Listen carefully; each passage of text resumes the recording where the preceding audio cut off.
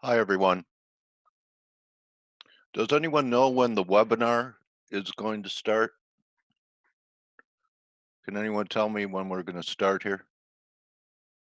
Look at Sandrine. He knows everything. Yes, we record them all. Nice to meet you. So, should we start a webinar? Why not, coach? What are we Huh? waiting for? Really? You want to have one, Steve? I'll do it for you. Okay, so I want Thank to you. You're welcome. very kind. Let's start. Okay. High Faces. You know, it was a great band, Face. It had Rod Stewart in it. Okay, David. So, um, let's talk about some of the transitional things that could happen before a turn in the market. And I just want to point out one thing. So, uh, here we have the S&P 1 hour chart here. Okay, so see this high on the 14th? Then we stalled a little bit, right? Look at the NASDAQ, see this high on the 14th? S&Ps after the 14th made a new high here. Lower high in NASDAQ. S&Ps after a little consolidation, a little pullback it had yesterday right here, has made a new high by quite a bit. NASDAQ, this high still has not taken out this high of 9102.30. So the leadership in the market has been tech, semis, Apple. Okay, yeah, take a bite out of the apple. And yet the leader of this whole advance is starting to lag the broader market, the S&Ps. So I'm not saying that as a sell signal, right? It's a market tell, though. Okay, you get messages from the markets when you compare sectors or certain correlations, and the message to me is momentum is beginning to wane. Um, Not just with RSI, not confirming. I mean, here's the S&P, and right. So here's your 1 hour chart. Here was your confirmed high on the 14th, and yet we've made a couple new highs without momentum making a new high. Okay. And that's what I wanted to say about stock indexes. Okay. One thing that doesn't mesh, and I've been talking about TLT. Looks like yields are a little lower now too, but this is an ETF of 20-year treasuries, TLT. And we're really on the verge of a breakout out of this symmetrical triangle. Uh, I would normally interpret this, if we get this wave, that there's going to be, people are buying bonds out of, yes, hunger for yields. I guess, you could say that's it. But I also believe that people buy bonds to avoid risk. They think it's will protect them in a risk off environment. And this is on the verge of a breakout that I think you could see new highs. It still needs to break out, but you can say that it's definitely knocking at the door. Similar when you look at yields. Okay, here, this is going to be a breakdown in 10 years, right here, 73 or so. And the 30, the last week or so, looks like it's doing it. Okay, so lower yields. So what doesn't make sense with lower yields? Strong yen. We've got a breakout. If you bought this breakout at 70, and this is a daily chart, I'm not the most patient trader. In fact, I'm out of my long euro. Probably shouldn't have done it because I've just, wasn't really, 40, 50 pips, 3, 4 days holding it, taking risk. I mean, winning trade, and I should still be long. It hasn't done anything wrong yet, but I struggle with the same things that most traders struggle with, and even the pros do. And patience is the biggest thing.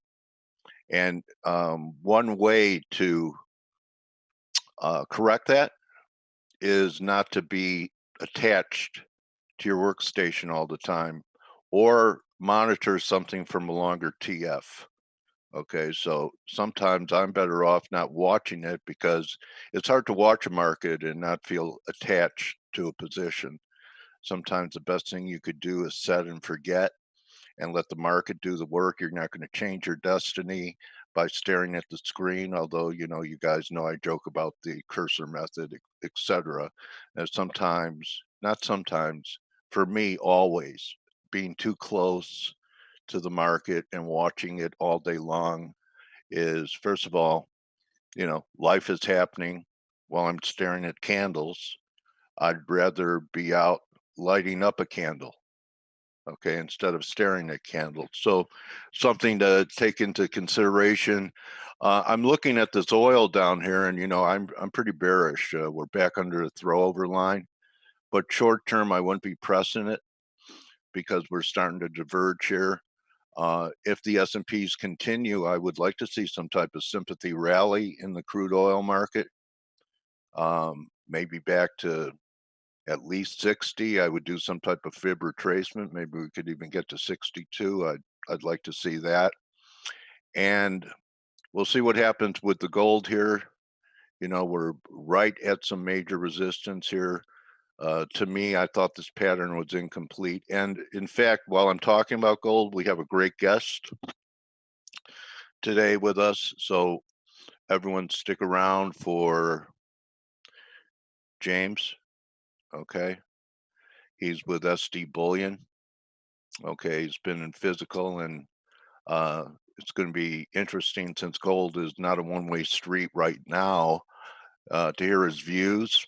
So if you're a precious metal advocate, and getting back to this, so because I think yields are going lower, I'm looking for, I really don't have to do anything here, Raj, until we close back under 109.70, giving me a false breakout. But my bias is to look for a short. I did it earlier in the week. I covered it.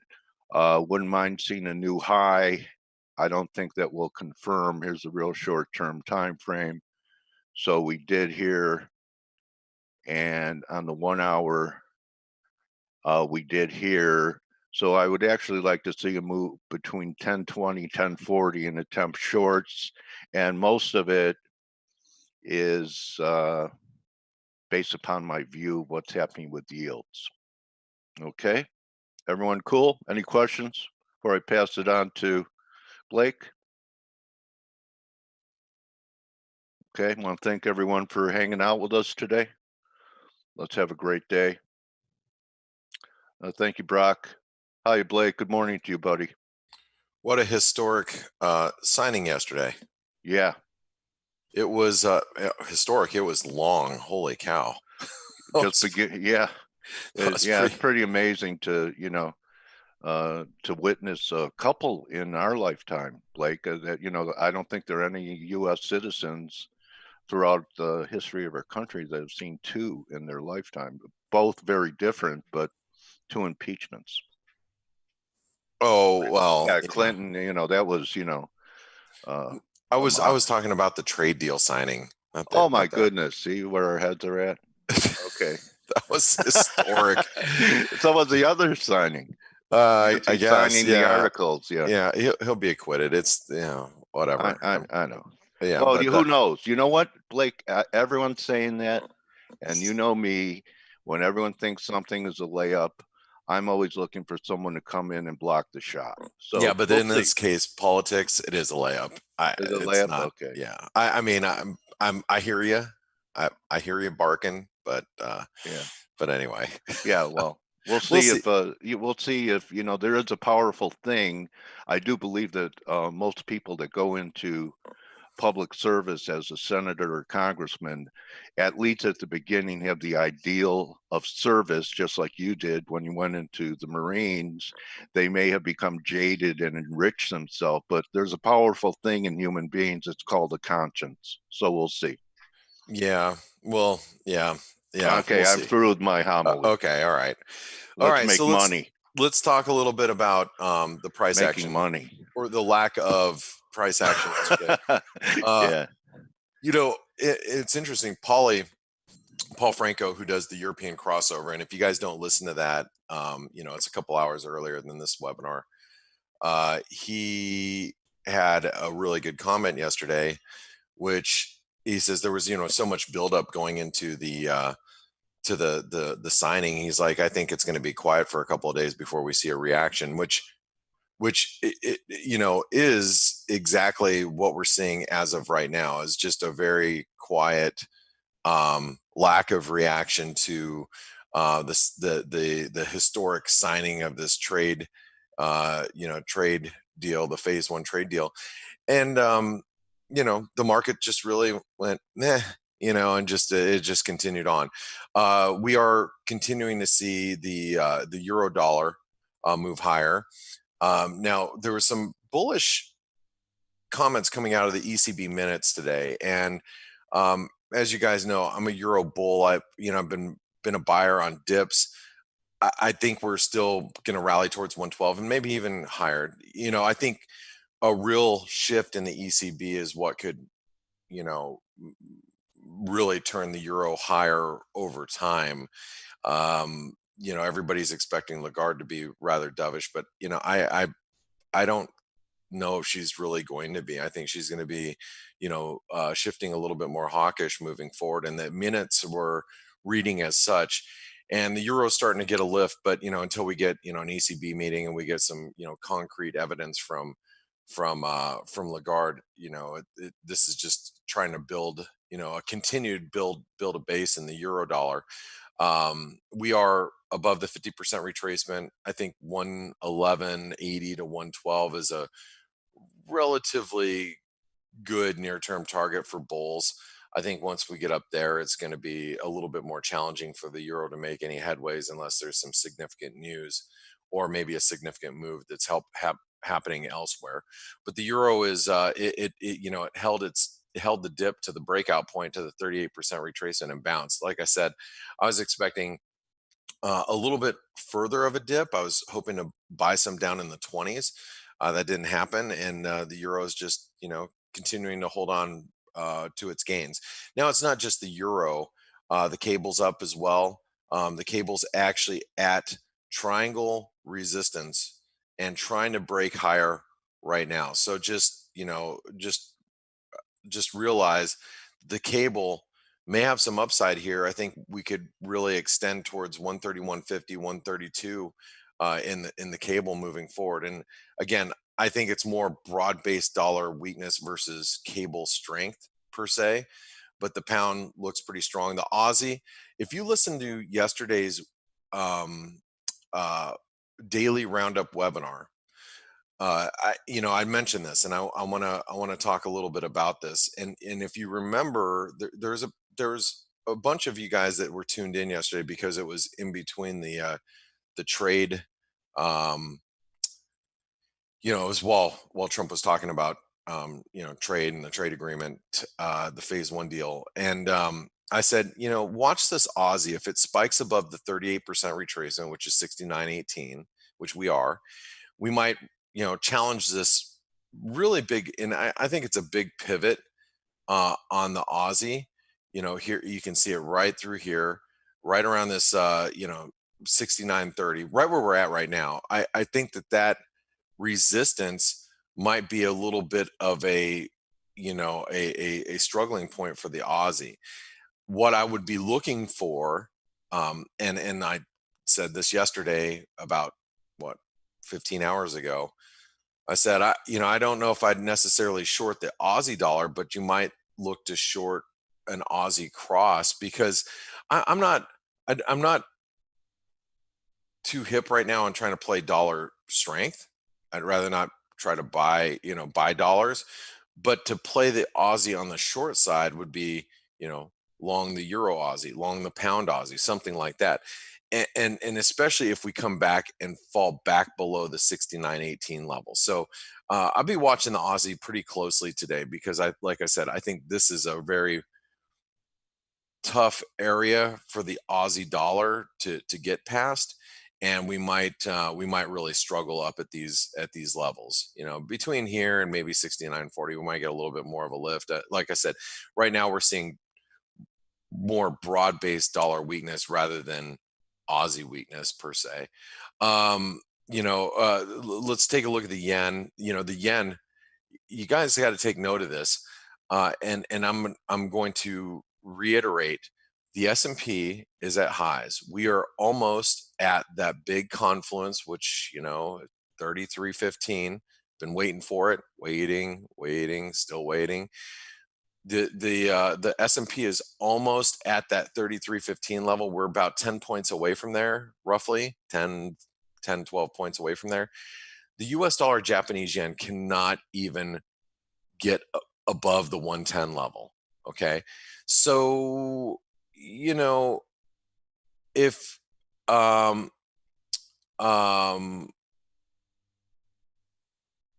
on really quick. So the S&P is, just right up against this resistance, and the dollar yen again is struggling. I actually sold some dollar yen as a result of that when I got up this morning at 109.99. So there was a question about, am I short the S&P? I am actually short the S&P here. I am starting. It's just a small position, and believe it or not, it's only been a day, because I said yesterday, once this deal gets signed, I'm going to start legging in. And I took a little position yesterday, and I feel like adding a little bit more if we can get up to that 33.15 level. So have I been standing on the sidelines this whole time? Yep. Have I been waiting for this phase one trade deal to get signed since, like, I don't know, 6, 8, 10 months ago? How long ago did I say that? Feels like 10 years. It feels like 10 years. Yeah. So it once was about 4 or 5 months ago, Blake. You were waiting. Said we're going to have a blow off into it, and we haven't exactly gotten the price action with, like, a day with the S&P's up 30, down 30, but we're in, same things happening, only in pieces. Yeah, I'm just I was hoping we get some sort of blow off top, but this is, we're just kind of grinding up here.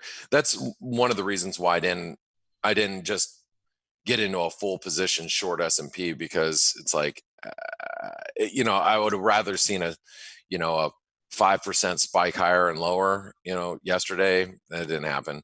So, now that we're close to this resistance that I want to be, and the phase one trade deal got signed, I legged into a little bit. I have a lot more to add too, but it's more Blake, for I'm sorry, just for smaller traders, that micro S&P contract, I think, is very viable and taking off for our clients that trade our patterns and play, that they could reduce leverage and go not to just a mini S&P, but a micro now. There's different ways you can trade it. I guess there's the S&P micro contracts. You can do, you can trade, S&P. I don't know, what's one handle worth, $5 or something like that.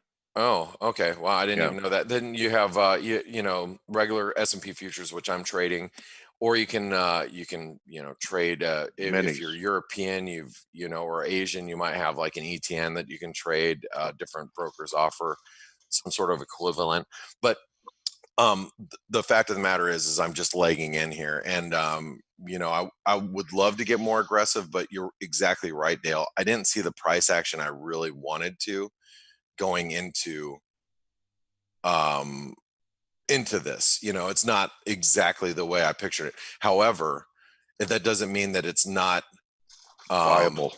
It's not. Yeah, we're not at what I consider very key resistance around here, that I think we're going to get a reaction, whether it's today or the next couple of days. I think this is a level where we will see some sort of reaction from the market, and so that's why I'm really wanting to take a little bit of a position here. So can we reach a little higher? Yeah, quite possibly today. We can reach a little bit higher than where we're at right now. I think is possible. Like I said, the dollar yen, though, this is the one that really is sticking out like a sore thumb to me. I I entered a little bit of short dollar yen, just because we're up here and like I said, it's not following through with equities. I don't want to get aggressive unless we get back below like 109.60, and then I could, consider adding to that position. But right now, it's kind of like my S&P. It's like a filler or a feeler position. It's like, all right, I've got a little bit of skin in the game, and this way I can watch it a little bit more closely than I was watching it before. And I do that a lot with my positions. I'll sit here and I'll put in a starter position. This way, it just keeps my attention and makes me focus on it a little bit. By the end of the day, if the dollar yen doesn't drop below 109.70, I might just pull it off and put it on again tomorrow, that type of thing. And as long as we're below this daily trend line, below the like 110 and a quarter level, I don't mind being on the short side at this point. The dollar index is um it's very weak. I blogged about this the other day. We have a death cross in the dollar, and it's starting to build momentum as the 50-day is starting to peel away from the 200-day moving average. And that's something that, for those of us that trade the euro or the cable or the Aussie or the Kiwi, we've got to pay attention to that, because we are seeing this death cross, which I know I talked about this in the blog, but I'll just show you. Even the last one not the last one, but the one previous in 2016.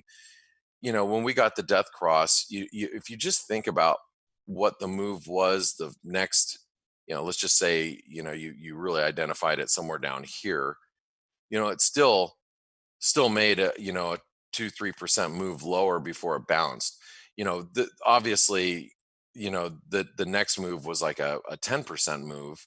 It was a lot bigger, but it's something that I think you should note, because the dollar index has been, well, you'd say it this way: the euro's been basing, and I know we've been talking a lot about it at the 111 level. It's just been kind of basing around here, 110, 111. And the longer it does not go down and does not go to parity, which, so many people feel that the euro should be trading at parity, the longer it does not go down there, the more risk we are of a snapback, recovery. Is the euro going to 120 or 125? I don't think so. But, can it rally to 115? Or maybe even slightly higher than that? Sure. I don't see the reason why it cannot. So, especially if the ECB starts to shift its rhetoric a little bit, as we got in the ECB meeting minutes today. So, those are just things that I'm again, things I'm just paying attention to. Oh, one other thing: euro yen, it completed its double bottom today. You guys should note that. We had a double bottom, neckline here, completion here. We completed it. Does that mean I'm going to short the euro yen? No, but if you're long, you should probably be a little careful, because we've been getting these false breakouts every day. If you look at the daily candles, you know, we've been pushing above, like at this time of the day, and then we close below. Push above, close. Well, yesterday we closed right at it. Today we're obviously in a new trend highs. Will we close back below? I don't know, but it is something that I think we should be paying attention to, because it has completed its pattern. It was a double top ish, didn't break all the way down, didn't complete, and now it completed a double bottom. So now you got to be a little bit more wary of being on the long side of euro yen, which also would be, you got to be a little wary about being on the long side of risk appetite, especially with the S&P at 3,300 this morning. So we've got a surprise for you today. So instead of introducing my colleague Steven Stelios, we have Gregor Horvat's going to be joining us today, which you guys are in for a really big treat. So I think we have to go over to let me see, Greg. I don't see him in here. I think he's going to be popping in here in just a couple of minutes.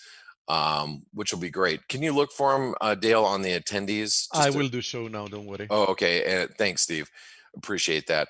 So we're going to have Gregor Horvat jump in and give you guys a little bit of an update on, an update on harmonics, which is great. I don't see him in there. Yeah, he's He's coming on here in a gonna few come minutes. now. Okay. I'll keep an eye out for him. I'll be the bouncer. Okay, so and by the way, we do have retail sales coming up here in a few moments. So just really quick, dollar yen. I don't think this is going to be a huge mover for retail sales. However, I think the risk it would be, if we start to see the consumer showing a little bit of signs of weakness, I think that's one thing that could possibly weigh on the market a little bit. So just keep that in mind. And today for retail sales, let me pull that over really quick with Bloomberg. We are looking for. Here, let me expand this out just a hair. Use those credit cards, consumer. Yeah, month over month. See, we're expecting 0.3 versus 0.2 previous surveys, 0.3% month over month, and minus autos and gas. We're expecting pretty big increase for retail sales. Those are expectations due to holiday spending. So we'll see how strong this holiday season was today. So that'll be, like I said, I think people will be focused a little bit there with today's with today's data release. So did Gregor Horvat jump in? When is that Not yet. release? He's coming on. Oh, okay. So let me just make sure. Oh, you're looking for him. Okay. Yeah. All yeah. right. So how you doing today, Steve? I'm good, mate. How have you been? I am awake, and after yesterday, I'm just kind of like whatever. I'm just shrugging my shoulders and hoping the market brings us some volatility. And like I said, I think yesterday Paul made a great observation that everybody was expecting big fireworks in the markets. That is, following the trade deal signing, we didn't get it. It is a snoozer, and it continues to be a snoozer. We might need a couple of days of consuming all the data before the market really reacts to what's happened with the U.S.-China trade deal. I don't really see anything to stand out, but I do want to reiterate something that I said yesterday. Trade is not a zero-sum game. When you take from one economy and give to another, you will, it will make another economy or country suffer. So there's something to think about as the U.S. pulls some of the Chinese buying back towards the U.S. Where does that actually pull from, and how does that affect, whether it's Australia, whether it's Europe, whether it's New Zealand, whether it's the UK? Those are things that you should. In this case, it'll be South America because it's mainly beans and agricultural products. Well, and it could be South America. It definitely, Brazil, Africa. But you look at like Australia, and Australia, the currency has not really responded. I know it's up today, but I look at the Australian dollar and I'm like, I think Australia is going to be one, and I said this yesterday, is going to be a country that ends up suffering a little bit more than you'd think. And people probably are buying Aussie on the what's good for China is good for Australia type of situation. But I actually think that tide might turn a little bit. So the retail sales data will be out here in just 1 second here. I'll just pull it Will up. you cover them, Blake, or you want me to do so? No, I'll do it because I know you're Okay. looking for Grega here. So Takes a while for him to get from Slovenia. Greg so is watch here, by the way. see where my highlight is right here. This Yeah. is what numbers you should be watching. Also, you Philly Fed. You can pay attention to that number too. Here we go. Sorry, I didn't pull up Data Flash, but you have Data Flash if you're using Forex Analytics. It's almost as fast as having Bloomberg, and that's included with your Forex Analytics subscription, by the way. I just happen to have Bloomberg, so I just keep it on There you there. go. There we Retail go. sales actually pretty strong readings. They came in line. The minus autos came in pretty strong. So it's some good numbers, and you can see that the dollar is responding as a result. Yeah, jobless claims also came a little bit better. Yeah, Philly Fed hasn't come in yet. Yeah, it hasn't. And initial jobless claims continue to be pretty good. But the dollar yen. For some reason, we did get the revision though of the previous reading for Philly Fed, and it was a big revision higher, revised from 0.3 to 2.4. So I don't see that on Bloomberg yet. So and then it has it on Data Flash. So if you look at Data Flash here, whoops.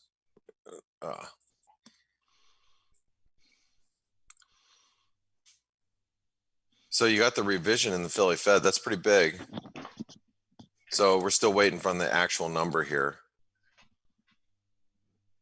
And this Data Flash, remember, this is included with your Forex Analytics subscription, which is a really big benefit for you guys. Especially if you're following these news events as they are released. So it looks like Greg is here. I'm going to pass it over to you guys. So have a great day. Remember, guys, take advantage of the New Year offer that we have out. It only comes around once a year, so take advantage of it. And I'm going to pass it over to you. Thanks, Blaker. Thanks, guys. Hey, hi, Steve. Are you ready? Hey, Dale, how have you been? Good. I want to tip my hat to the patriotic Americans that consume. Hey, guys. Hey, Grega. Grega, hey, buddy. You want to grab the screen, Grega? Yeah, of course. Okay, go ahead. Everybody, the Wizard of Waves, Grega Horvat. Dale, are you good? Yeah, good, mate. How have you been? Happy New Year, we just got Philly Fed, by the way, 17 versus 3.8 expected. So a very strong number. I'm going to go open some Philadelphia cream cheese and put it on my bagel. All right. We still don't see your screen, Grega. Are you sure? I don't, at least. Yeah, now I do. Now I do. Wait, just got it.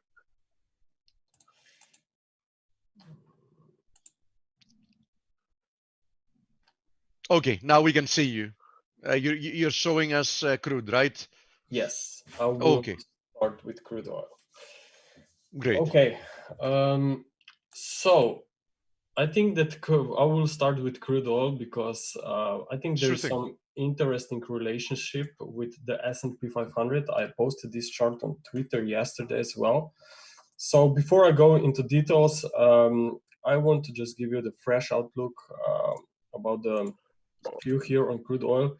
So I still think that prices can be headed to the downside. I think that we are just consolidating here since market actually broke lower in 2018, and through later that year we then have seen a recovery and into 2019, and this recovery could actually still take some time before the correction is fully completed. What I'm looking at is actually two wave counts. Okay, now the first wave count, because I'm tracking wave B and looks like that is going to be a complex correction, the first and primary wave count is still a triangle. So I need 5 subwaves to count 5 subwaves moving to the right before I may expect a breakdown. And what is the most interesting part here is that even with the current sideways price action, we still may see more weakness towards the lower trend line here connected from 2018 lows. And the reason why I'm thinking about more weakness is also because we need 3 legs within current wave D. Yeah. Okay. The nature of this first leg lower was pretty impulsive. I mean, that was a big exactly. That's the main story why I think that more weakness could be seen. And even with this bullish interpretation, which is my second wave count, by the way, it suggests that we may even retest this 67 area, maybe even $70 per barrel towards 78.6% before market really moves to the downside. But still, even if you're wave 4 here, you need free subwaves. Okay, so as long as we are trading above this trend line here, I think that this ending diagonal still can be valid. Maybe not the best shape, the best example of an ending diagonal, but even with the bullish count, I want to show you that there is needed weakness for this ABC drop to complete wave 4. Okay, so I think that more weakness can be coming. Looking at the 4-hour chart, we are currently testing this nice trend line support. So maybe we get a bounce for wave B. Ideally would be to see $60 per barrel, and then we see a drop for wave D towards lower prices. Okay, so crude oil, when I look at it at the moment, based on maybe higher degree time frame charts where I'm bearish, I also see now bearish, at least for temporary weakness, that can cause lower prices. So when I have this in mind, I'm wondering what will happen with the S&P 500. Well, I have interesting chart here. Back in 2019, in April, we have seen crude oil topping on April 22nd, around there. Okay, and you can see that prior that there was a positive correlation with the S&P 500.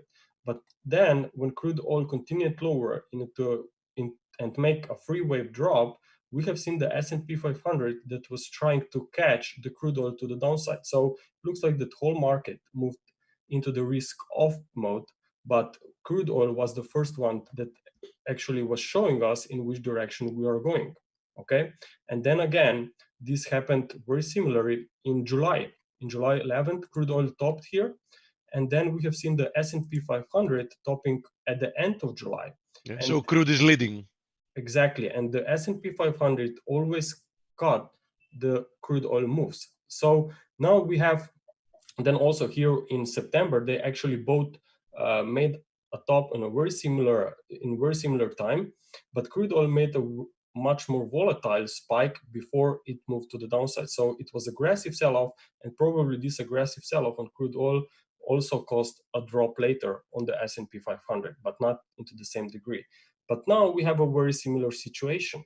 Crude oil made a top before the S&P 500. And if we consider what has happened in each of these cycles for 2019, I would really not be surprised to see S&P 500 also turning to the downside when we see crude oil continuation lower, because as I said, probably we are going to see at least free wave drop. Okay, so based with all of this approach, I would really not be I would not trust the S&P 500 at these levels.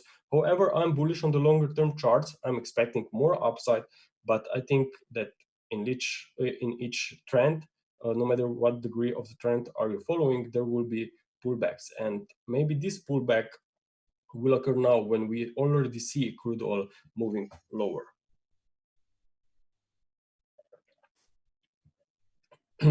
We have plenty of people asking about the metals. You know, I cover them every day, and I was especially giving you know, I was giving a lot of the focus on platinum, and you know, different ratios. I will look at gold in a second. Yeah, gold platinum ratio, palladium platinum ratio. Palladium is quite interesting as well, actually. Okay, so gold. On gold, what I see is on a monthly chart is that market moved into this 61.8% retracement area. And actually it made a 3 waves up so far against the previous 5 waves of decline.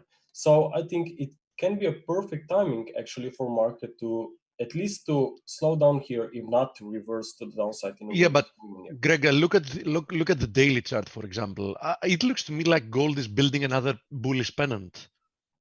Yes. So yes. Yeah. Let me go step by step. Okay. Okay. So, and then we have also here on a weekly chart where I think that we may see a reversal is because we stopped at this very interesting fib level.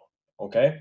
So if I identified fib level for fifth wave, for wave C, whatever, and I see a reversal from that fib zone, then I probably should be even more paying even more attention to potential reversal, because actually market proved to me the fib levels held. Okay, and then we have another thing. This is one interpretation, one wave count, whereas in A, triangle for a wave B, and then a wave C into fib zone. There can also be labyrinth wave count, where I would say that wave B finished here, and that this was actually a 5-wave movement within wave C. So after these 5 waves, you would be expecting a reversal. Another thing is that looking at the weekly, I can see a very strong doji formation at the highs, right after these fib levels were tested, right after this 5-wave potential move within wave C. Okay, so if I try to focus on minimum expectations, I would expect at least 3 waves of a setback back towards 1450 levels. I would not say that we are going to make a 5 waves down, because even if that would be a 5-wave down sometime in the future, you will still have a 3 waves drop minimum, right? So I'm thinking that more downside will be coming. Also, I have here the monthly chart, which I think it's a very interesting. Here we have seen in 2014, there was a rise and bullish candle on December. There was a bullish candle in January. What happened then in February? Market reversed.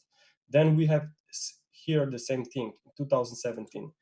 December was bullish, January bullish, and in February market reversed. Then we had here in 2018, December bullish, January bullish, February a reversal candle. The market did not make any big progression to the downside, but it was still 3-month sell-off.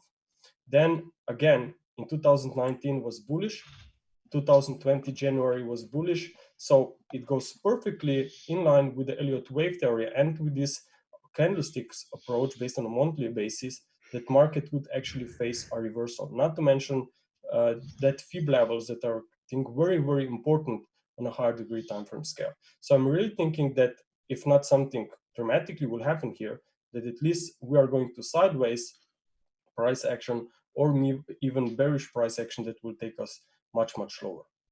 Can I ask you what the 5 is up there, Grega, on top? This 5 is part of a wave C. If that's... Oh, okay. You just have it labeled above it. Okay. It doesn't mean anything where you place the 5, like 1694. No. Do you have a wave count for Palladium? You've seen how parabolic it's gone, right? Today is the 17th consecutive update, by the way. Yes, yes, but my concern would be gold, if Palladium is moving extremely to the upside, but gold is not falling to the same degree. And sooner or later, I think that Palladium will move lower and face resistance and make a larger degree corrections, because that would be normal after such a strong move. Oh yeah, absolutely. It's at the last phase. Yeah. Then? So I guess, Greg, my question, Steve, can I ask him just one thing? It's selfish, just for my own trading. I see 2 drives in the gold, Greg, the last spike you're showing. Is there anything that could develop to give us one more new high in gold before the correction ensues? You mean like we are going to retest 1630, 1650 and then a drop? Take it out for a 3rd drive. That's drive 1, and then the last high was drive 2, and maybe we get a 3. Yes, so in such case, if you look at this 4-hour chart, then I would probably, what I would do if this unexpected move happens from my point of view, I would probably say that wave 4 has finished here and that we see a move to the upside and then a drop. Okay. Basically, that would not change my overall view. I still think it would just give us a better entry for shorts if that happened. Yes, it depends on the approach, because I'm looking, before I may look for shorts, I want to see market to reverse to the downside, and then I go with the market. Thank you, buddy. So looking at the 1-hour chart, actually I have 2 wave counts here. The first wave count shows 5-wave drop from the highs with 1, 2, 3, 4, 5. And then you have this ABC pullback now in progress. There was a nice fib zone here, so looks like that this was really a 5th wave and that we are now correcting.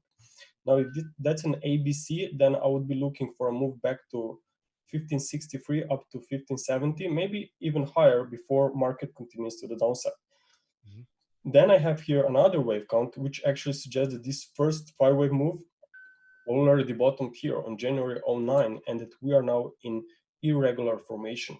3 waves up for a wave A, then a drop to a new low for a wave B, and now you have a wave C which again could face resistance in the very similar zone around 1560 to 1570. So based on both interpretations, even if we would be headed back to the upside sometime in the future, I still think that this current whole price action could take us below 1530. Okay, and ideally even 1500, and then let's see what happens down there. But I really think that this is with all pieces of the puzzles, I really think that I should be aware just of more weakness while we are below latest January highs. At the same time, maybe we could again try to shift and look maybe what will happen with Aussie dollar. I know that Aussie and gold lost some correlations in 2019, but maybe this can come back into play. I was looking at intraday charts, and actually since gold found this low here in January 09, gold and Aussie are now trading in a very similar swings. So if gold is really going to find resistance here, which at least for my taste is it has a very clear wave count, then obviously Aussie may also face the limited upside. So looking at Aussie, here I have this chart that I'm looking at. I will just focus on this shorter term patterns. I see 3 waves up from the lows of 2019. This was wave A, this was wave B, this was expanding diagonal for a wave C. I really like the idea that at the end of 2019, there was aggressive, very strong move to the upside. Market closed very bullish at the year end. So obviously this was seen in traders' minds like a very nice bullish unfolding price action, right? But what I like about the bearish interpretation that the bulls were completely erased with a very strong, if not even stronger price action to the downside compared to the previous bullish rise. So for me, the bulls that were here are actually worth nothing at the moment. The bears are much stronger. So in my opinion, we could see much more weakness after this current bounce that I labeled as a temporary corrective recovery. Also, if I look from clear technical perspective and ignore these head and shoulder, these wave counts, and just focus on the head and shoulders pattern, we can see a very nice potential neckline here. You have shoulder left, you have head, and you have right shoulder. So you have also here now current shoulder moving into this very nice horizontal resistance. So putting all into the same context with gold, with the wave counts, with this head and shoulders pattern, of course, head and shoulders is confirmed as a completed and would cause more weakness once the neckline is broken. With the Elliott wave theory, Elliott wave theory can give you some kind of an edge to be early on the trade and maybe look for better entries based on a risk rewards perspective in particular. Okay, do we have any questions? Plenty, actually. Then we are Palladium, platinum. Let me just check if I hear. Just let yields. Yields, yes. I can take a look at yields just a second.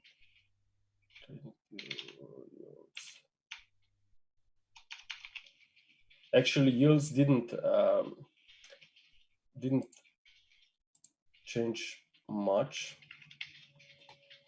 I can talk about Bitcoin. Yeah. Firstly, okay, yields. I mean, yields. Yeah, one more low. Yes, I'm still seeing this as a wave 4. Okay. It's a very nice structure, and so far looks like an overlapping recovery. Yeah, we were mentioning that yesterday. The vast majority of actually all of the US bonds have more or less the same corrective rebound, right? Yes.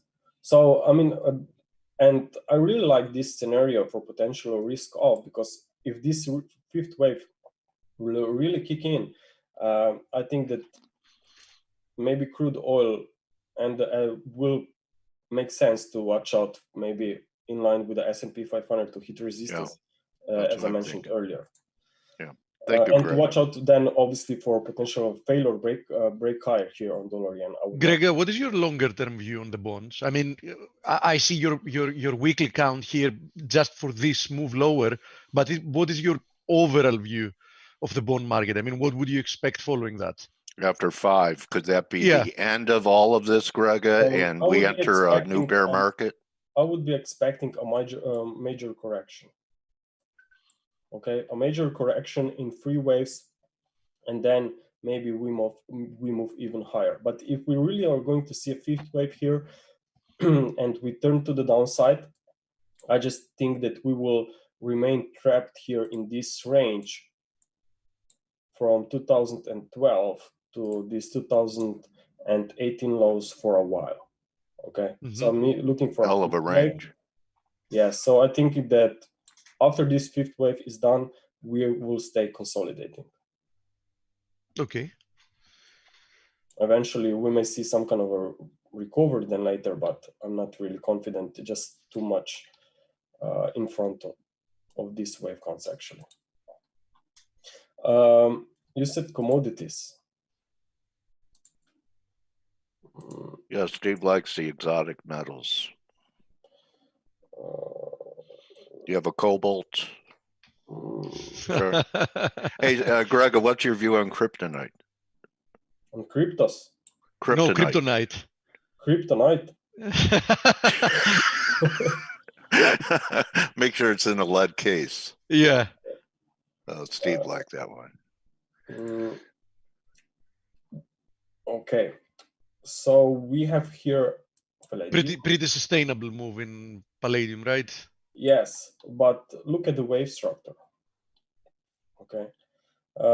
You're now looking at platinum. Yeah, but if you're looking at the long-term picture of platinum, I think that, one thing that somebody should notice is the fact that I've been showing that for quite some time. We have since 2011 a descending trend line resistance that was containing, the price action show all the bearish trends, and we have now actually broken above it. So I consider that to be quite an important development. Yes, I would actually. I should agree. Okay, it's definitely a very important breakout based on longer term charts. But still, I mean, despite this breakout, we have an overlapping price action. So even if from an Elliott wave perspective, I would have issues to count this in impulsive fashion. Maybe I could force the wave counting a little bit and say that this is a leading diagonal. Okay, so if I just wave 1 as a leading diagonal, yeah. Yes, and that would be some kind of a leading diagonal. But again, you would face a 5th wave in a leading diagonal would be moving right now into resistance, and you would be expecting a 3-wave setback, right?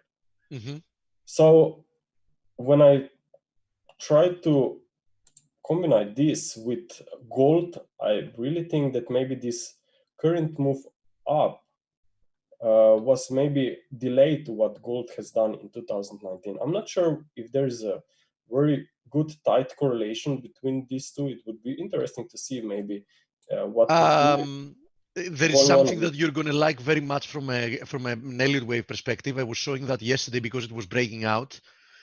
Go ahead and have a look at the gold platinum ratio.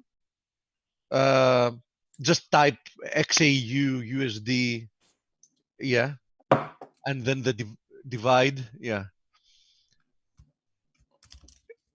Okay, with XPT USD, and look at the triangle break that we got yesterday.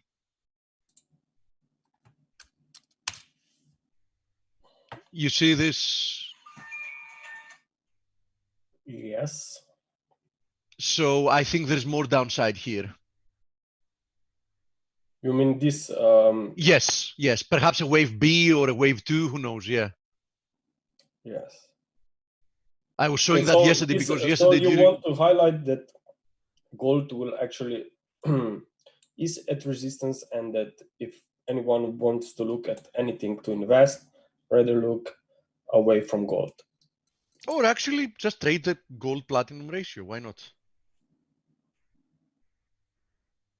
You can maybe there is room, definitely. Yeah. To 1.4. Actually, I was saying yesterday that we can easily move to 1.4. Yes. But on the other hand, if this is wave C, if this is wave C, it might be wave 2 that we just broke through. We'll see we'll get to see the momentum of this move lower. Is it going to be a wave 3? Is it going to be, Well, let's see what happens down there. Exactly. Yeah, it's going to be quite important as a breakout. Yes, for sure. Okay, what we have here is an unsustainable move. Yes, don't talk about that. I mean, but you can just, if you're not trading this one, you can just observe it now for a while, maybe, and wait on some kind of a pullback, because it's really parabolic. Yeah, it's vertical. And, I don't believe that we will go and continue higher with the same manner like we're seeing right now. So. And what I was saying yesterday, Greg, and I don't know if you agree, is that usually when an instrument goes completely vertical, it is impossible to just stabilize at the highs and correct over time. Do you remember ever seeing parabolic moves that actually end up in a horizontal consolidation? I mean, this can happen if you have like a strong bullish trend, but when it goes completely vertical, what usually follows is a very sharp correction lower. Usually. Yeah, I mean, I'm just looking at this. Unless you are looking at dollar to Turkish lira. But even if you look at this, just look how much of a percentage dip we got from the end of that parabolic move to the low. I mean, it looks like being quite little when you zoom out in the chart so much, but that move from the high up there from to the lows. 5, yes. Yeah, I mean, it was a very decent move, right? Yes, it's still, that's what, 30%? Yeah, I mean, come on, it's not a negligible move, right? Yeah, of course. Absolutely, I agree, yes. So what you want to try to say here, that at least a pullback? I think that we're going to see soon a pullback, and it's going to be very sharp. That's what I think. I can easily believe that we might find ourselves, once this begins, back to $2,000 within 4 or 5 trading days easily. Yeah. Do we have any more markets? Any questions? Yeah, question about Bitcoin. I think I actually was showing that last week. I think both Bitcoin and Ethereum have broken out to the upside. I don't know what's your point of view. Firstly, I will look at here on this Bitcoin. I have been warning at the start of December that it could be a month of a reversal. It happened in 2017 December highs, 2018 December lows. Mm-hmm. So again, 2019 December lows. We have seen a very nice bounce, almost more than 20-25% move here so far, and it looks like that we are now trying to break this downward channel. But what is really important when you are looking and trading cryptos is that this is not same market personality compared to the FX or stocks. If you have a channel that you're watching very carefully on stocks and you see a nice decisive breakthrough, maybe there will be enough to see just one daily close out of that channel. But here on cryptocurrencies, I really think that more time is needed before we can actually confirm that the breakout is really here and that flows are really changing. Because just as you know, in cryptocurrencies, you can see one day 20-15% rise, but then in the next day, you can already be below that 15% rise. Indeed. Right? That's a pearl. That's why I think it's very important to cryptos not be focused on just one daily candlesticks and say that breakout is here, just rather wait another 2-3 days. And if we really just consolidate at the highs, or maybe even better, if we see progression higher, that's when a real breakout could be finally confirmed on cryptos. On FX, markets and stocks is very different, especially on the FX, because the FX, as you know, has a very low volatility for the last few months, if not years. And years, actually, yeah. Yes, so is it because of the amount of money in crypto that is much smaller? What do you think the rationale is for lack of follow through on moves in crypto that you have to wait an extraordinary amount of time for confirmation? Yes, I mean, if you definitely have to be with cryptos, you have to be much more patient. But the problems with cryptos is that traders are not so patient because they want to make quick money because the market moves very fast, right? The reflexive nature of it. I Yeah, think, so- Dale, there might Okay. be another factor here. What do you think? We know that a small percentage of people, of owners of these cryptos have like a I see. They huge control amounts. it. Yeah. Yeah, so it's easy to conduct pump and dump operations, right? Raids. Yeah, their Yeah, raids are more effective. Yeah. The last time we saw that very vividly was at the end of October. If you remember, we got like 2 consecutive up days when Bitcoin went from like 7.5 thousand to above 10,000, and everybody was like, "Oh, it's breaking out. This is it. You know, we're on our way now to 20,000." And after those 2 days, we got death by 1,000 cuts. I mean, it started bleeding every single day, and we completely retraced that 2-day operation, and we found ourselves quite a lot lower following that. So who knows? I Who's mean, we? what do you mean? I don't Greg know. alike. Yeah. Yeah, Who's we? I was Greg is a big, Greg is a big, yeah, he's a big whale of cryptocurrencies. let me be completely honest with you, Steve. And you should say, why me and why now, Dale? So Greg, a great review again, buddy. Thank you, man. Thank you so much. Thank you. Gregor, And what do you Steve? think? We have people asking about Interview times. we have an interview. Oh, okay. Yes. Okay, then in one word, what do you think about euro and pound? Higher or lower or horizontal? Sure. First, just give me a second. Yeah. I will be very quick. Firstly, on cable, I'm expecting more weakness, but after another rise towards this 1.330 level. At the same time, because I'm looking for a wave C, at the same time, I would be looking for euro pound to come back to the downside, test these lows from And then higher. Start of January, and then turn to the upside. I'm looking for a flat. Okay. Okay. Thanks, mate. Thank you. Thank you, buddy. Bye-bye. Good Who do we have hunting, today? Greg. Yeah. We have James Anderson. He's with SD Bullion. So maybe you could even ask him about some of your, kind of off-track metals that you watch, like palladium. Oh, you can do that. Rhodium and kryptonite. You can ask. Okay, I will. I'll ask in your name. So James. Perfect. James, welcome to Face. Looking forward to talking to you. There you are.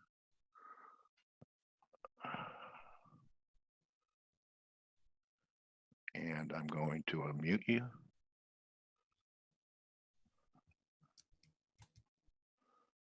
It's not letting me unmute. Wait a little bit. It, sometimes needs a little bit to connect. Okay. Hi, James. No. He doesn't still yet have an active microphone. You'll see it on the panel when he does. The more button is covering up the mic, so that's why I can't see it. No. It's not there. Now it is. Unmute. You see it? Okay. Yeah. Hi, James. Hey guys, how you doing? Very nice to meet you, James. Yeah, thanks for having me on. I appreciate you being here. If you want to share your screen, there's a drop-down menu with a green box that says share. Okay. Yeah, I didn't really prepare any slides or anything. I figured we'd just have a conversation. Okay. Well, then I'll share. Cool. Okay. So I will share. Okay, James. All right. So we're looking at your website. I'd like to start with what was your introduction and what were you doing before you became a hard money guy and got into the precious metal business? Sure. Let's see, I'll go back to, just childhood in general, like going to my grandparents' house and finding junk silver in their closet and, Yeah. and that feeling of like, well, why do they save this coinage and not use this coinage, et cetera? So, it's that first thing that happens when you're really young and you start to learn about currency and the differences between the metal that's in the currency. Than just going to college and going. And why would they hide it? That you had to take all day and you weren't at the Thanksgiving dinner table. You're sneaking around your grandparents' house looking for her treasure. Yeah, exactly. Huh? Yeah, no doubt. I mean, it's one of those weird things as your childhood you run into and you think, well, it's just like a seed in your brain. And then later, as you get older, you start to learn, oh, okay, well, that makes sense why they did that. So in college, I went to Loyola New Orleans, got a degree in finance, bachelor degree in finance, and a bunch of my professors were of the Austrian economic bend. So, okay. Though I don't subscribe completely to say that that's the perfect theory, they gave me at least a secondary idea of, or basically secondary reasoning to why the world is the way it is and economic theory. So that was nice to get exposure to something else other than Keynesian economics. And that kind of planted some more seeds for me. And then, after college, I traveled a bit. I lived in Central America for about a year. And then I went to Southern Cone District and lived in Buenos Aires for close to a year too. So wow, that was only a year or so, 2 years after they had their devaluation of their peso. It was pegged. Most listeners out there may know that in the 1990s, Argentina had a 1-to-1 pegging, which wasn't going to work out. The trading, they just kept building a bigger and bigger deficit. And it's not as if they have the world reserve currency like we do. They essentially, every 20 years or so, they blow out and default on their debt. And that's exactly what occurred there. And so, so you saw what it was like to have fiat fail. Were you there on business or you just wanted to do some exploring? So I wanted to learn Spanish and just see stuff, and I had like an internship, but it wasn't super serious, and it was totally different dialect than Central America. So the Spanish was, it was difficult. You get down there and you're like, oh, I have to relearn a lot of this conjugation and accents and such. So, but as far as my exposure to the people, I think that was the most important part, was kind of getting a feel for what the society looks like when they feel like the government and the people surrounding the banking system have totally screwed them, and the corrosion of trust, the corrosion of institutions, and how people get along. And since that time, obviously, Argentina kind of went through a placid phase, and then it's gotten worse in the last decade or two, and they're still having trouble with their currency. So I think it's 1-to-60 now, dollar versus peso. So obviously, that's a huge blowout since I was there. Was there massive social unrest during that default?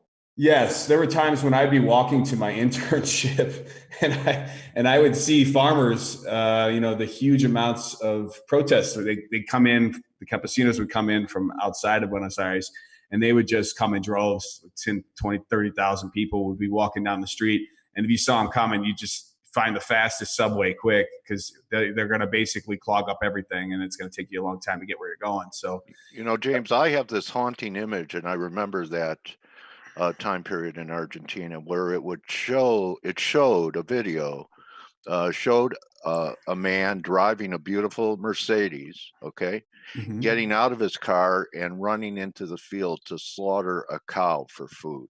I think there's been clips like that in Venezuela of late. People chasing animals just to try and kill it and have something to eat, and talking about groups of people trying to do that. So, I mean, it's in Latin America, and this has happened since the 1980s, and before that, but 1980s when the dollar was very strong and we had the Plaza Accord. I mean, it was blowing out currencies in all these countries. Brazil had hyperinflation. Argentina did then. Many countries did. They had issues with it because the dollar was just so damn strong. That's the same case that's kind of happening right now. I mean, the dollar has been very buoyant in the last 5-6 years. And it's amazing how far your dollar goes in these countries. And I still, when I look at it and think about it, it still recoils in mind. And it always has, ever since I've traveled outside the United States. It's just, we are in a we are very lucky and fortunate to have currency that is tradable around the world. That has so much plumbing underneath it and so much credibility compared to some of the currencies that don't have that. Do you think that's changing? I would say, I've been aware of the precious metal business for a long time, and I've always believed in it. I remember buying physical at $200, $300, $400 in that range, and people are calling it an archaic relic. It's only good for a paperweight back around 1999, 2000. But I look at both sides of the market. A lot of people in the business have this mantra: don't wait to buy gold and wait. Is there ever a time that it's not a good time to buy gold? Like Certainly. Perhaps in here? Well, no, look, I think there are certain times where gold is, you just have to remember the powers that be, right? The governments and the central banks don't want to be tied down by gold, but they know that the system they've made in the aggregate, totally, all these central banks combined, that the system they made is coming undone, it's not working, and that there's a lot of disgruntled countries underneath the power structure. And so I think a lot of them are starting to move toward less dollar reserves and more gold reserves. And that's, if you just look at gold, central bank gold buying, it's at record amounts. The last time we were at these levels was during the London gold pool, when they rigged the price of gold for decade plus at $35 an ounce. And the US lost almost twice as many reserves as we claim to have now. And we claim to have just over 8,000 tons, and back then, after World War II, we had over 20,000 tons. And a huge swath of that gold was the gold that we confiscated in 1933 and 1934. And all that gold essentially started flying out the door, going over to France and other countries who were calling our bluff, watching us have wars in Vietnam under unjust reasons and such. And so they were coming and taking gold instead of dollars. And we had over 10,000 tons of gold leave our shores. And that basically was what set up the situation where we live today. 70 years later, where I can travel around and still use fiat Federal Reserve notes and get away with, pretty incredible purchasing power based on the fact that we had this precedent set up after World War II, and we had all this gold, and our entire country was untouched. We weren't bombed out like Europe, et cetera. So we just got this very lucky situation. I look out, like you're saying, and I think, if you look out another 20, 30 years, things are going to change for sure. I think in the monetary system, it's not going to be a situation. Technology is going to probably force this on us, but I just don't believe it's going to be a situation where the US dollar is running 60% of the reserves in the world. I think it'll probably shrink as time goes on. You just kind of look in the past, you look at where the British pound sterling was. And that wasn't exactly a peaceful handover from one reserve currency to another. No. We had a depression and a world war, and that was Anglo to Anglo. Do you see the power shift, like a lot of people moving towards Asia? And do you believe that the financial system that they're developing away from SWIFT, which is what we use for leverage to control countries and people, will eventually be serious competition for us? I think so. I think what we're seeing today is just kind of a new technologically advanced Cold War, where we're probably going to have spheres of influence in the next monetary system. So you'll have the Asian bloc, where you have Russia and Mongolia and China all trading amongst each other more so than perhaps other countries, and they'll be a little bit closer tied. I don't expect that we're going to see a World War III. I think most wars and stuff like that is happening underneath most people's privy. I think it's happening on, in terms of hacking and all the stuff that's going on through currency and various clandestine means. We may have some Cold War type situations like that using new technologies, but I don't believe we're ever going to get the hot war, World War III. I think most people in power. That's a relief. Yeah, I think most people in these countries understand that that's essentially, that's a suicide. So I know a lot of people also say that one of the reasons for that is that when you see the fracturing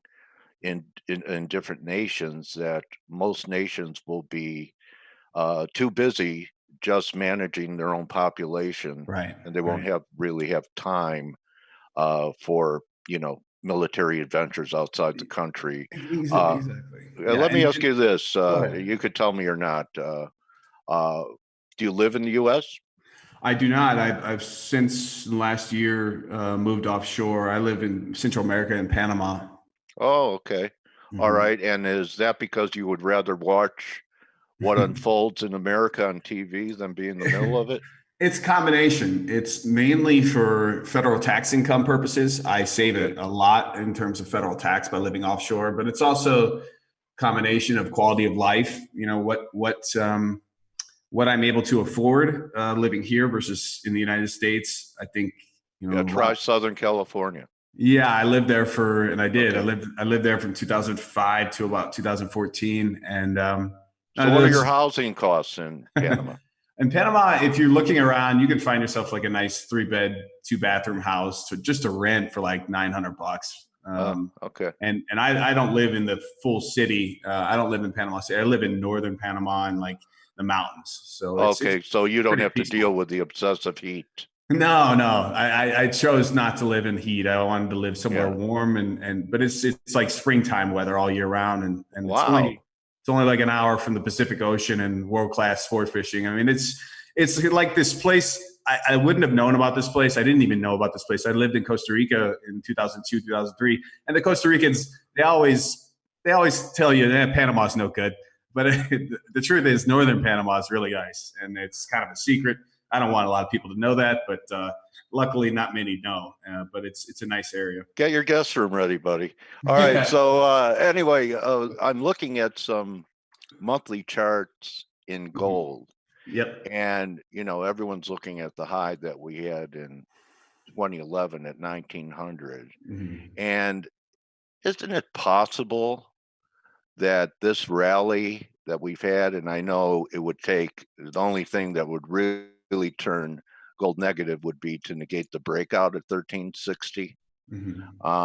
But isn't it possible that we could still have, now that everyone is, you know, talking about inflation surging, you know, the grains are basing, you can't eat gold. Isn't there a possibility that you see this?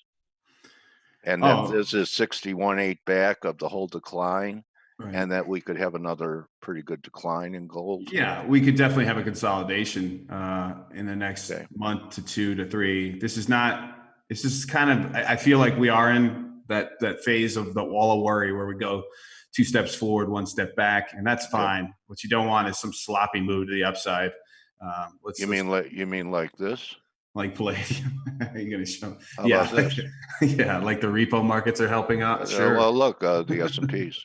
I know it's that's another. Are you surprised that financial assets are still doing so well with the with the bull move in gold? Because normally people would think that gold would thrive in times of risk off and crisis, and actually, it's been doing very well. While, you know, they used to say Tina, there is no alternative to stocks, but you know, metals in the last year or so have proved there's an alternative to stocks. So for sure. Do you think that, which one's wrong, gold, S&Ps, or both of them? You know, ultimately, I think when you look at gold in terms of valuation versus stocks, there's data that goes back 100, 200 years, and we're stretched where we currently are. And if you look at, just say, for instance, the S&P 500 divided by gold, or Dow Jones Industrial Average divided by gold on a long-term basis, I mean, we basically look like we were going in a dead cat bounce from the 2000 high right now. And a lot of this is engineered by financial engineering. No one would have ever believed that they'd have negative interest rates. No one ever would have believed this QE 1, 2, 3, not QE 4 nonsense that we're looking at. No one would ever have believed the size and scope of the repo market intervention that's gone on by the Federal Reserve. We still don't know exactly why that's occurring. It's probably JP Morgan stepped away. And why did they step away? It's interesting. The timing of it was very interesting, and still kind of conspicuous is the sense that September 16th, JP Morgan's precious metals desk got charged with RICO, which is essentially RICO Act, which is essentially racketeering. It's something that was used against the mafia in the 1970s. Yeah. The U.S. Department I remember when they arrested me for RICO. The U.S. Department of Justice went after them on September 16th, and then you know, the next day. You know what they did, James? They repossessed my Ford Pinto. Yeah. They took it away from me, man.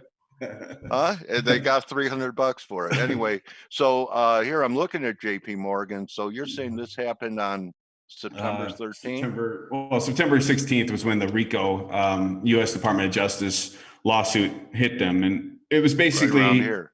It's basically alleging that, hey, you guys have been spoofing and front running your clients in precious metals for around 10 years. And, you know, we're going to criminally charge the head of your precious metals desk and about 6 of their subordinates. And that's still going on. So this was a great RICO break to buy. Yeah, this was a charge, and it had a little pullback, and look what it's done since it was charged. Yeah. So it's actually a bullish event to be a federal criminal. You might have to go to jail, but you're going to see appreciation of your company.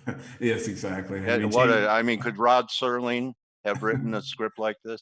Well, no one would have believed it. That's always the hard part about the reality, is that it's always more complex and interesting than any fiction any human being could ever surmise. So it's very, very detailed, and it's something that it would be very hard to just make up out of thin air.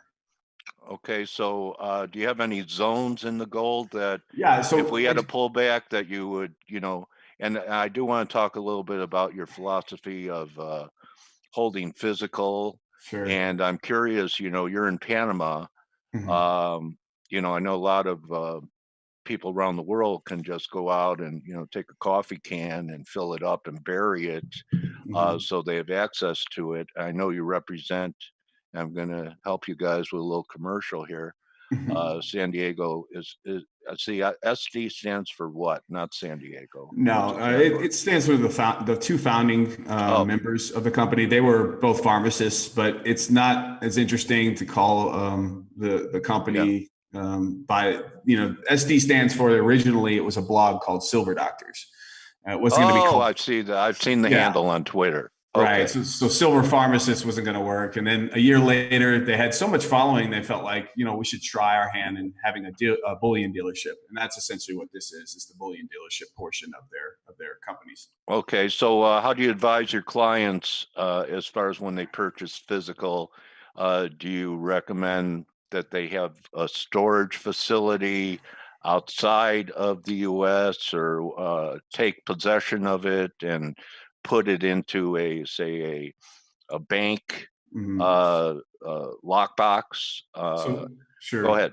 So first and foremost, just understanding like the mathematics of the situation. And if you look back the last 50 years, the data regarding living under a full fiat monetary system, you know, obviously in 68, the London gold pool failed. And from 68 to 1980, gold went from 35 to 850. And, you know, 1971, the US dollar went off of gold. So essentially we have about 50 years of data, you know, living under this full fiat monetary system. And when you do there are studies that have been done. Jeffrey Christian of CPM Group he has a wonderful study where he had like 500 different portfolios that he measured S&P 500 versus various mixes of the 4 major precious metals and US bonds and treasuries, et cetera. So he had those 3 to work with. And he was trying to find the best risk reward ratio based on the last 50 years or so of data. And what he came up with was surprising. It was essentially 25% gold was the best risk reward you could have had in the last 50 years. And you know, there was other mixes of gold, silver, platinum, et cetera. But the one that worked the best for the last 50 years was just flat out gold, 25%. And that's a risk reward, meaning that it was the smoothest and the best performing over that entire duration. There are times, obviously, when having one or the other metal is better, but gold the last 50 years has been the anchor. And I would suggest anyone who, when they look at the precious metals complex, if you're going to buy bullion, this is basically going to be the bedrock of your portfolio.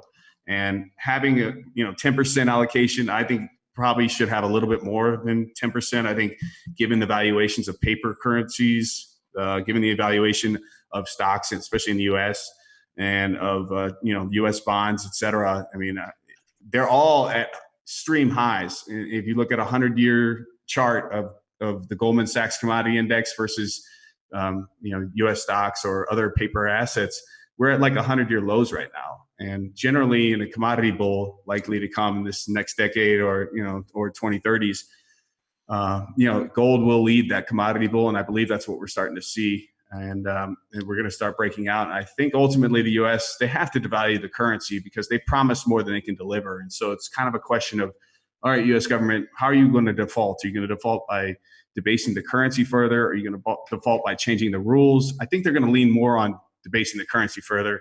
They will probably change the rules too. Well, so they've had lots of practice doing that. so it's nothing that no new tricks would have to be learned. Do you think crypto is a competition for precious metals? What's your view on crypto? I don't. I think cryptocurrencies in general, I mean, it's a good speculation. I bought, I think, Bitcoin in 2014 for a little while. I owned some. It's a nice speculation, but I look at those markets and I don't see them as being long-term places where you'd want to store value. I think Bitcoin, I was listening to your guest before. I mean, it's okay to trade and speculate in, but to think about its actual value in the long term, I think it's going to not be as high in the future. I think there'll be other technologies that come along, because essentially what are we talking about? We're talking about something that mankind made, and mankind can make another better mousetrap later. I mean, it's just pulling it out of the ether. It's just digital stuff, right? So, I mean, what value is that? I guess the value is in, the amount of people in the network. But I mean, have you listened to what some of those people say and how they talk and what they think? Like they literally think, some of them think that they're going to all of a sudden become the actual money that's used in the world. I mean, have you ever used Bitcoin to try and buy and sell with? I mean, it's I've talked about that. You walk into a grocery store and by the time you're in the checkout line, the fluctuation of Bitcoin, you either go, oh, wow, I really got good deals here. Or you go, wow, that's all of my Bitcoin. So that's true. Central banks, they're not buying Bitcoin as a reserve. I mean, central banks buy gold bullion in case their currency goes bad. They have something to lean back on and start again, right? I mean, gold bullion is not going anywhere. That's money number one. And I think silver is, that's the one that has alpha. Okay, how about the war on cash, James? That's you go into the bank, and if you want to withdraw, say 10K or 8K, it's almost like they ask you why. Right. And do you think that bail-ins that happen in Cyprus and in other cases in different countries, that they weren't bail-ins, they took haircuts on, like in Poland, on their retirement accounts? Do you think that they are a possibility if there's anything systemic, because the taxpayer would not have the appetite for another bailout of banks like they did in 2008? Yeah, the bail-in laws have been there since the end of 2014. If you just simply Google bail-in SD bullion, you'll find an article I've written on that. It's basically it's supranational it's supranational laws. I mean, it's got the G20 signed up. So any country in the G20, which includes the United States and 19 other major economies, including EU, China, et cetera. And it's run, the law was pushed on by the Bank of International Settlements it's basically a regulatory body called the Financial Stability Board. And the FSB got everyone on the G20 to sign at the end of 2014 on this. What it simply states is that of all these major globally systematically important banks, if any of them go under, you are now signed on to bail them in, and we're not going to let the public bail them out. And what that essentially means is that in a bail-in, if you look at the law and read it, it essentially says that derivative bettors are first in line creditors. So imagine that the derivatives sitting on JP Morgan's desk win versus Deutsche Bank, which is failing and going bankrupt. Well, JP Morgan can then show up at Deutsche Bank's doorstep and be first in line creditor to take the assets. And then next would be anyone else who had secured investments with Deutsche Bank, for instance, like secured bonds, et cetera. But there's anyone who depositors are last, right? Right. Depositors and stockholders are totally unsecured. And so, you'd have to go and work it out. If you had more than the insurance that the FDIC covers, good luck. It's going to probably be 5-10 years, and you'll get some devalued, shares in whatever new creation that they come out with later. So are you a proponent of only having like enough for your monthly expenses? Yeah. The hard part is if you run like a really large corporation or a company, right? But if you're just doing it in your household, you shouldn't have more than what the FDIC covers, which is, I believe, is $250,000. If you have a family, for instance, so you could put it in your child's name and your wife's name too. And so that could help you spread it out a little more. But there are tactics to use to make sure that you can make sure that your cash is FDIC insured if it's sitting in banks, but you probably How have about to 90-day T-bills? That Yeah, was always that's- considered yeah. the safest paper. And Yeah. if they ever do, and you have no principal risk. If rates Yep. go up, you just keep rolling it. I agree. That's more complex than most people would do. But if you are financially savvy, you could totally go to the Treasury's website and buy them. Right. And just keep rolling them over. You'll probably make more interest than you would at any bank, and then it'd be safer than any of those banks. So I agree. I think that's obviously if you're more sophisticated, that's something you should consider. What a great interview. I'm very happy that we had a chance to talk in the current environment. Let me just check and see if there's any. So then what does a guy do with money in a trading account?